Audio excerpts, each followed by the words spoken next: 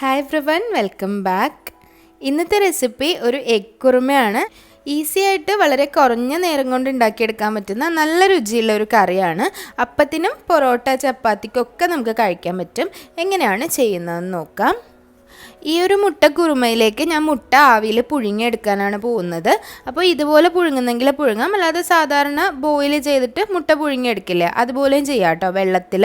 അപ്പോൾ ഞാൻ ഇതുപോലെ ആവിയിൽ പുഴുങ്ങാൻ വേണ്ടി ഒരു ഇടിയപ്പച്ചെമ്പിൻ്റെ തട്ടിലേക്ക് ഓരോ മുട്ടയും പൊട്ടിച്ചൊഴിക്കുകയാണ്. ഞാനിവിടെ 4 മുട്ടയാണ് എടുത്തിട്ടുള്ളത്.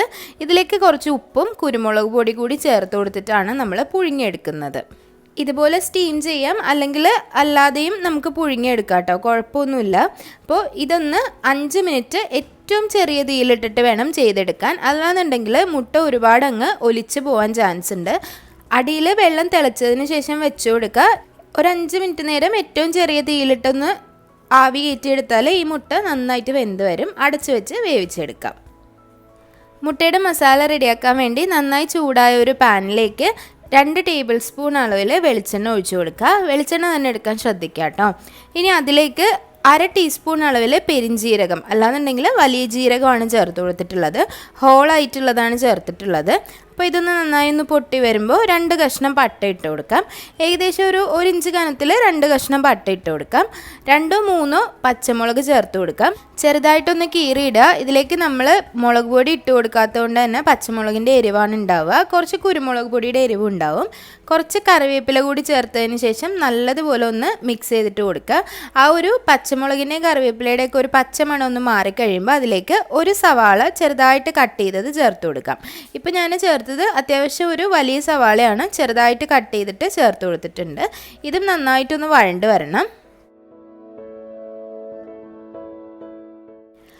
1/2 ടീസ്പൂൺ അളവിൽ മഞ്ഞൾപ്പൊടി ചേർത്ത് കൊടുക്കാം. കുറച്ച് ഉപ്പ് കൂടി ചേർത്ത് കൊടുക്കാം. അതിന് ശേഷം നന്നായി മിക്സ് ചെയ്തിട്ട് ഒരു 2-3 മിനിറ്റ് ഒരു മീഡിയം ഫ്ലെയിമിൽ വെച്ച് കൊടുക്കുക. നല്ലതുപോലെ അത് വഴണ്ട് ചെറുതായി വന്നോളും. ഇനി ഇതിലേക്ക് 1/2 ടീസ്പൂൺ ഇഞ്ചി വെളുത്തുള്ളി പേസ്റ്റ് ചേർത്ത് കൊടുക്കുന്നുണ്ട്. കൊത്തി അരിഞ്ഞ ഇഞ്ചി വെളുത്തുള്ളി ആണെങ്കിലും ചേർത്ത് കൊടുക്കാം. 2 കൂടി ഒരു 1 ടേബിൾ സ്പൂൺ ചേർത്ത് കൊടുക്കാവുന്നതാണ്. ഒരു 2 മിനിറ്റ് നേരം അത് നന്നായിട്ടൊന്ന് വഴറ്റി കൊടുക്കുക. വഴറ്റി കൊടുക്കുമ്പോഴേക്കും അതിൻ്റെ പച്ചമണം എല്ലാം മാറിയിട്ടുണ്ടാവും. ഇനി അതിലേക്ക് പൊടികൾ ചേർത്ത് കൊടുക്കാം. 1 ടേബിൾ സ്പൂൺ അളവിൽ മല്ലിപ്പൊടി ചേർത്ത് കൊടുക്കാം. 1 ടീസ്പൂൺ അളവിൽ ഗരം മസാലപ്പൊടി ചേർത്ത് കൊടുക്കാം. അപ്പോൾ ഗരം മസാലപ്പൊടിയുടെ ലിങ്ക് ഞാൻ താഴെ ഡിസ്ക്രിപ്ഷൻ ബോക്സിൽ കൊടുക്കാം, അത് ചെക്ക് ചെയ്താൽ മതി. 1/2 ടീസ്പൂൺ അളവിൽ കുരുമുളക് പൊടി കൂടി ചേർത്ത് കൊടുത്തിട്ട് നല്ലതുപോലെ മിക്സ് ചെയ്യുക. തീ ഒന്ന് കുറച്ച് വെക്കുക. ഒരുപാട് ചൂടുണ്ടെങ്കിൽ പൊടികളെല്ലാം കരിഞ്ഞ് ടേസ്റ്റ് മാറിപ്പോകാൻ ചാൻസ് ഉണ്ട്. നല്ലതുപോലെ വഴണ്ട് പൊടികളുടെ പച്ചമണെല്ലാം മാറി വരുമ്പോൾ ഒരു 2 ഉരുളക്കിഴങ്ങ് ചേർത്ത് കൊടുക്കാം. ചെറുതായിട്ട് അരിഞ്ഞിട്ടാണ് ഉള്ളത്. ഉരുളക്കിഴങ്ങിലേക്ക് നമ്മൾ വെള്ളം ചേർക്കാതെയാണ് വേവിക്കുന്നത്. ഈ ഒരു സവാളയും അതുപോലെ തന്നെ ആ ഒരു വെളിച്ചെണ്ണയിലും കിടന്നിട്ട് നല്ലതുപോലെ വെന്ത് വരണം. അതിന് വേണ്ടി ഒന്ന് അടച്ച് വയ്ക്കുക. ഏറ്റവും ചെറിയ തീയിൽ ഒരു 5 മുതൽ 10 മിനിറ്റ് വരെ വെച്ചാൽ ഉരുളക്കിഴങ്ങ് നല്ലതുപോലെ വെന്ത് വരും.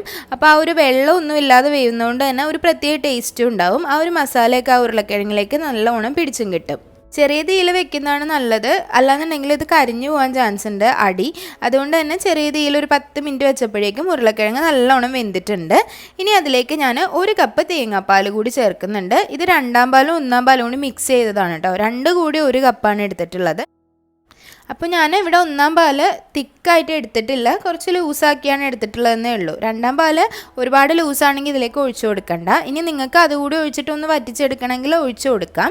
അപ്പോൾ ഞാനിവിടെ ഒരുപാട് വറ്റിച്ചൊന്നും എടുക്കുന്നില്ല, ഈ ഒരു ചാറോട് കൂടിയാണ് എടുക്കുന്നത്. അതുപോലെ പാൽ ഒഴിച്ചതിന് ശേഷം ഒരുപാട് നേരം ഇട്ട് തിളപ്പിക്കാൻ പാടില്ല. ജസ്റ്റ് ഒരു തിള വരുമ്പോൾ അതങ്ങ് ഓഫ് ചെയ്യാം കേട്ടോ.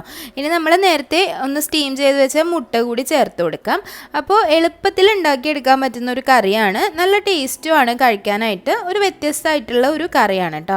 അപ്പോൾ ഒരുപാട് ഇൻഗ്രീഡിയൻസ് ഒന്നും ഇല്ലാതെ തന്നെ എളുപ്പത്തിൽ ഇതുപോലെ എഗ് കുറുമ ഒന്ന് വെച്ച് നോക്കൂ. എല്ലാവർക്കും എന്തായാലും ഇഷ്ടപ്പെടും. അപ്പത്തിനും പൊറോട്ടയ്ക്കും ചപ്പാത്തിക്കും ഒക്കെ നല്ല ടേസ്റ്റാണ്. പ്രത്യേകിച്ച് പാലപ്പത്തിൻ്റെ കൂടെ ഈ ഒരു കറി നല്ല രുചിയാണ്. അപ്പോൾ എല്ലാവരും ട്രൈ ചെയ്ത് നോക്കുക. ട്രൈ ചെയ്ത് നോക്കിയിട്ട് അഭിപ്രായങ്ങളൊക്കെ കമൻറ്റ് ബോക്സിൽ അറിയിക്കണേ.